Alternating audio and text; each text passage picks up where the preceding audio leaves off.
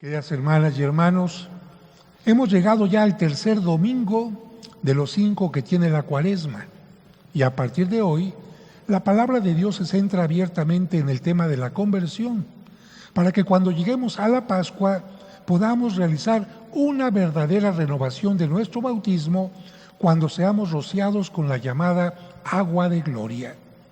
¿Cómo podemos entender fácilmente la palabra conversión? Bueno, les pido que recuerden aquellos días, especialmente en la primaria, en la que cuando se hacían los honores a la bandera, desfilaba la escolta por el patio de la escuela y uno de los que formaban parte de ella daba órdenes indicando a sus compañeros: paso redoblado, ya. Y en un determinado momento decía: conversión a la derecha o a la izquierda, ya. ¿Se acuerdan qué hacía la escolta al escuchar esto? La conversión no es otra cosa sino cambiar de dirección cuando vamos en una dirección distinta o contraria al rumbo o meta que deseamos.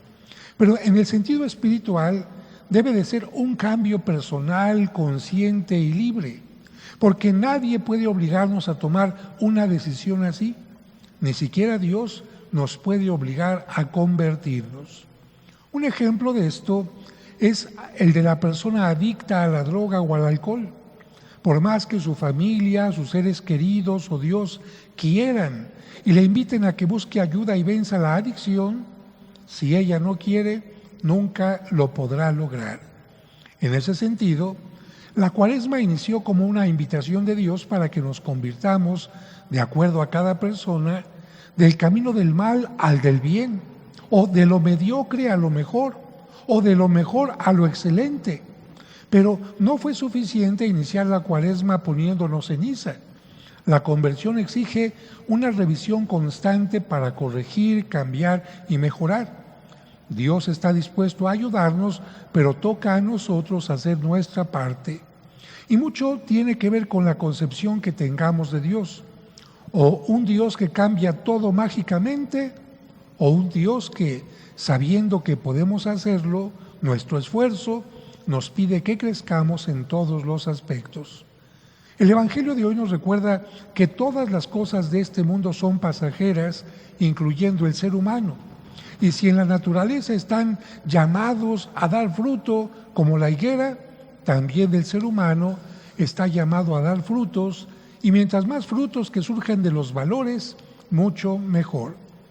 Lamentablemente, algunas personas, por diversas razones, falta de amor, baja estima, falta de decisión, falta de fe, inmadurez, egoísmo y otras causas más, se han limitado a existir, pero no a vivir.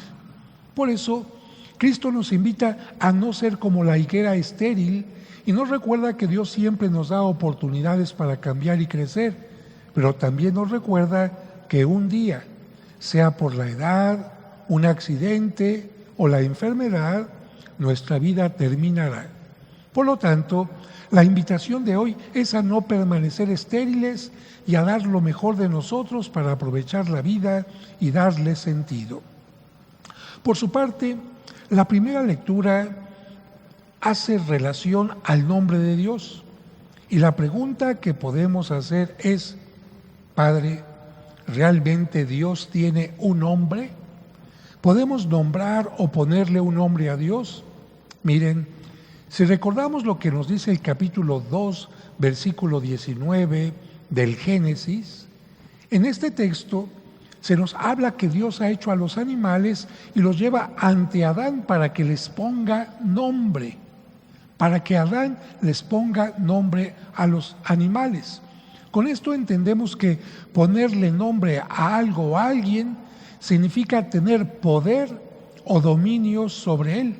Por lo tanto, como el hombre no puede tener dominio sobre los ángeles ni sobre Dios, no puede ponerles nombre.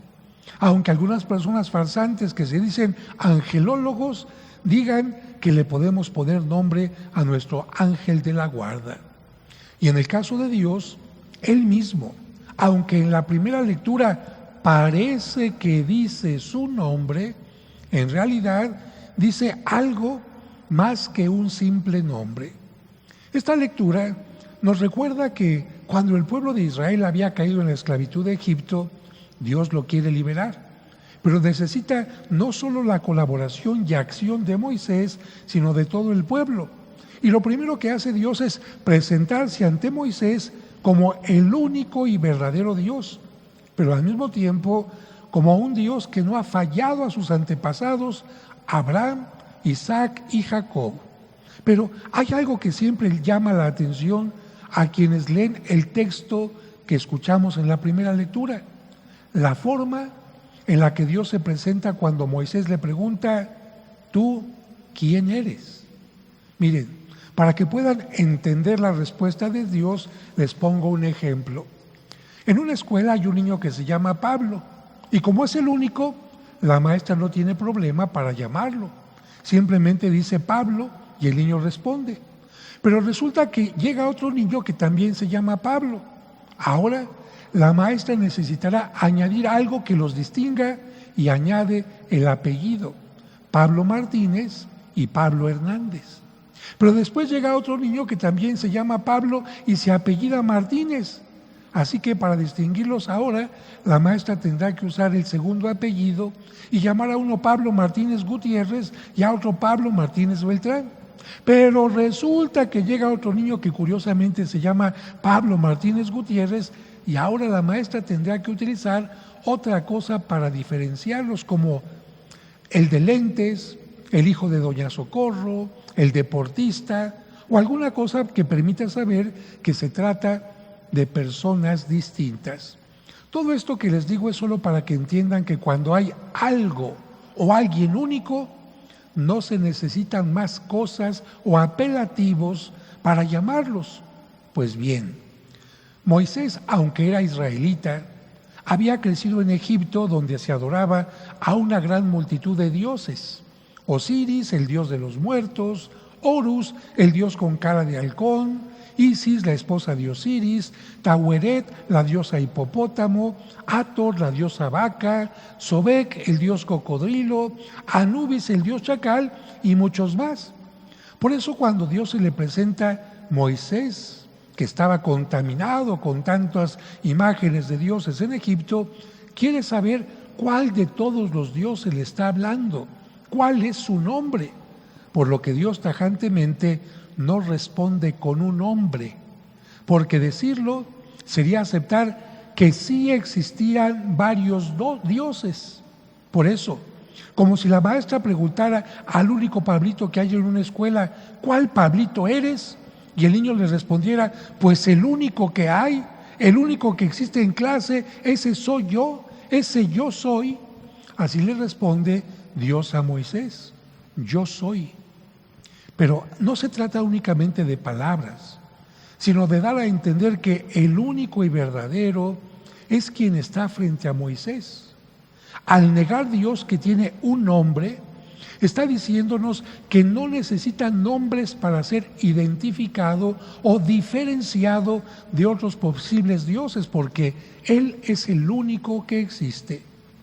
Precisamente de este pasaje de la Escritura, los judíos aprendieron no darle un nombre a Dios, y cada vez que querían hablar de Él en la Sagrada Escritura, escribían 4 letras que se pueden leer, pero no se pueden pronunciar. Le voy a pedir a Víctor que ponga en la pantalla estas letras para que vean ustedes si las pueden pronunciar o no, juntas: YHWH. Así como las ven, YHWH, a las que después, para no olvidarlas, mucho tiempo después, les pusieron vocales para que se pudieran leer, pero nunca las pronunciaban. Podían leer, pero nunca las pronunciaron, y después empezaron a pronunciar algunas personas. Miren, primero le pusieron una A después de la Y y una E después de la W, y así surgió el nombre de Yahvé. Y después, mucho tiempo después, otro grupo le puso a estas 4 letras estas 3 vocales: E después de la Y, O después de la H y después la A, dando como resultado Jehová o Jehová. Pero ninguno de esos es el nombre de Dios. Dios está por encima de todo y no puede reducirse a un nombre. En todo caso, Él prefiere hablar más bien de una relación íntima, de una alianza, de un acompañamiento que ha hecho con Abraham, Isaac y Jacob. Ellos, los patriarcas, son su referencia. Por lo tanto, un Dios fiel que quiere lo mejor para los descendientes de estos tres patriarcas. Por eso se presenta como el Dios de Abraham, de Isaac y de Jacob. El hombre no tiene poder sobre Dios, por eso no puede ponerle nombre.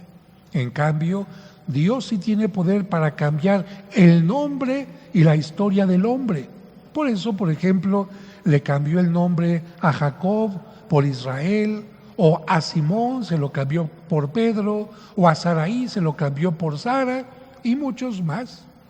Dios quiere cambiar nuestra historia, salvarnos del egoísmo, de los efectos destructivos de la maldad, y por eso Cristo quiere que cambiemos nuestra forma de relacionarnos con Él. No quiere que nos relacionemos con un Dios lejano, ajeno a nosotros, y por eso, cuando Cristo habla de Dios, en lugar de hablarnos del nombre de Dios, prefiere decir que Dios es Padre. Y no solo en el sentido de que de Él surjan todas las cosas, sino sobre todo porque Él se quiere manifestar con todas las bondades al extremo de las que tiene un Padre en la tierra. Por eso, aunque la primera lectura nos habló solo del primer encuentro de Moisés con Dios, la Sagrada Escritura nos recuerda que de ese momento surgieron muchos más momentos que llevaron al pueblo a la libertad y a la tierra prometida y prepararon la llegada del Mesías. Dos últimos puntos que quiero comentar de las lecturas. El primero, que hoy, como en tiempos de Jesús, nos enteramos de sucesos dramáticos que nos llaman la atención. En tiempos de Jesús, si hubiera habido un periódico, se cayó la torre de Siloé y aplastó a unas personas, entérese, Pilato mandó matar a unos, y Jesús les contesta ante esto. También nosotros nos enteramos de sucesos dramáticos, como por ejemplo, personas que lamentablemente perdieron la vida por el COVID, por un incendio, algún accidente o un asalto. Y Jesús nos podría decir, ¿piensan que esas personas que murieron eran más pecadoras que ustedes? ¿Creen que merecían eso? Jesús quiere dejar claro que no hay relación directa entre los infortunios, estas tragedias, y el pecado personal. Que las personas que mueren en accidentes es porque eran pecadores. No, Jesucristo dice, no hay relación. Como tampoco lo hay entre la fortuna y la virtud.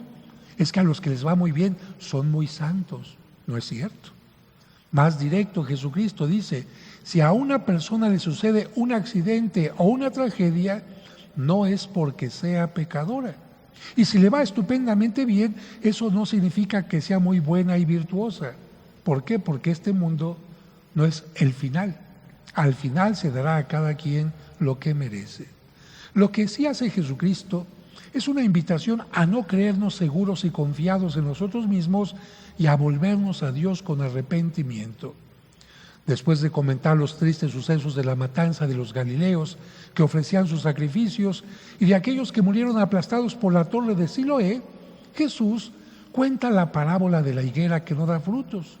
Y con este ejemplo nos dice de algún modo, ustedes se sienten seguros porque ven que su higuera, su vida está frondosa y tiene buenas raíces, pero se han olvidado que desde hace años no han dado fruto alguno.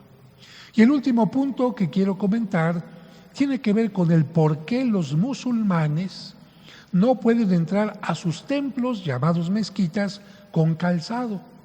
Esa costumbre está basada en la primera lectura de hoy, porque cuando Moisés se va acercando al lugar desde donde le habla Dios, Él le dice, quítate las sandalias porque estás en un lugar santo.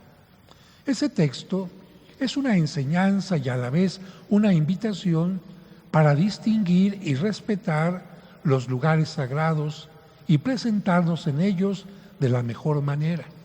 Los musulmanes, antes de entrar a su mezquita, se descalzan, pero también se tienen que purificar con lavados.